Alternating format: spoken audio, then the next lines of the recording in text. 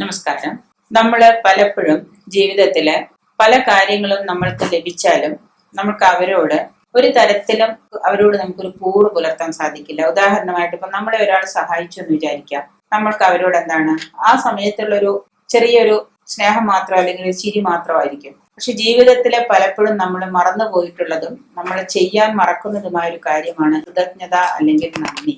ശരിക്ക് പറയുന്നതും അനുഭവിക്കുന്നതും പുരാണങ്ങളിലൊക്കെ പറയുന്നതും നമ്മള് കൃതജ്ഞത അനുസ്മരിക്കുന്നവന്,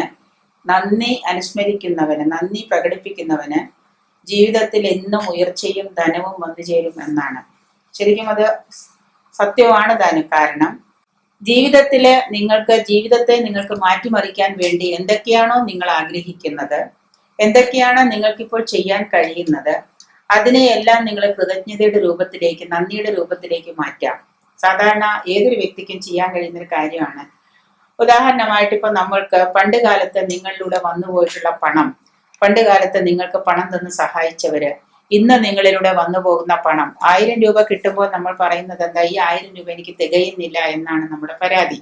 പക്ഷെ നമ്മള് സ്വാഭാവികമായിട്ട് എല്ലാ മനുഷ്യരും ചെയ്യുന്നതും അത് തന്നെയാണ്. പറയൂ, 1000 കൂടെ കിട്ടിയാലേ എനിക്ക് എന്റെ കാര്യങ്ങൾ നടത്താൻ പറ്റുകയുള്ളൂ. പക്ഷെ നമ്മൾ ചെയ്യേണ്ടത്, ഈ 1000 രൂപ കിട്ടുമ്പോൾ ഈ കിട്ടിയ 1000 രൂപയ്ക്ക് നമ്മള് മനസ്സുകൊണ്ട് ശക്തമായ രീതിയിൽ തന്നെ നമ്മൾ കൃതജ്ഞത രേഖപ്പെടുത്തുക, നന്ദി രേഖപ്പെടുത്തുക. ആരോട്? യൂണിവേഴ്സലിനോട്, നമ്മളോട് തന്നെ, ഈശ്വരനോട് തന്നെ നന്ദി രേഖപ്പെടുത്തുക. ഒരു വ്യക്തി തനിക്ക് കിട്ടിയ പണത്തെയും തന്റെ കയ്യിലിരിക്കുന്ന 10 രൂപ നോട്ടിനെയും നോക്കി നന്ദി നന്ദി നന്ദി എന്ന് 3 പ്രാവശ്യം പറഞ്ഞാൽ, അത് കിട്ടിയ സോഴ്സ് ഏതാണോ അതിനെ നോക്കി 3 പ്രാവശ്യം നന്ദി രേഖപ്പെടുത്തിയാൽ തീർച്ചയായിട്ടും അയാളിൽ നിന്ന് 1000 എന്നത് 2000വും അതിന്റെ മൾട്ടിപ്ലൈ ആയിട്ട് വരുമെന്നാണ് ശാസ്ത്രം തെളിയിച്ചിട്ടുള്ളത്. അതുകൊണ്ട് തന്നെ നമ്മളുടെ ചിന്തകളുടെയും ജീവിത രീതിയുടെയും ഗതി മാറ്റുന്നതിന് പോലും നമ്മുടെ കൃതജ്ഞതയ്ക്ക് സാധിക്കുന്നു എന്ന് അനുഭവത്തിൽ തെളിഞ്ഞിട്ടുണ്ട്.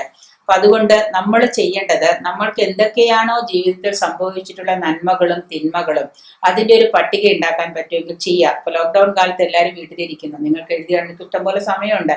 നിങ്ങളുടെ നന്മകളെ, കഴിഞ്ഞ കുറെ കാലത്തെ നന്മകളെ, നിങ്ങൾ ഓർമ്മ വെച്ച കാലം മുതലുള്ള നന്മകൾ എന്തൊക്കെയാണോ നിങ്ങളുടെ ജീവിതത്തിലൂടെ കടന്നുപോയത്, അതിനെ ഒരു ബുക്കോ ഒരു പേപ്പറോ എടുത്തിട്ട് ഒരു പട്ടികയാക്കുക, തിന്മകളുടെയും പട്ടികയാക്കുക.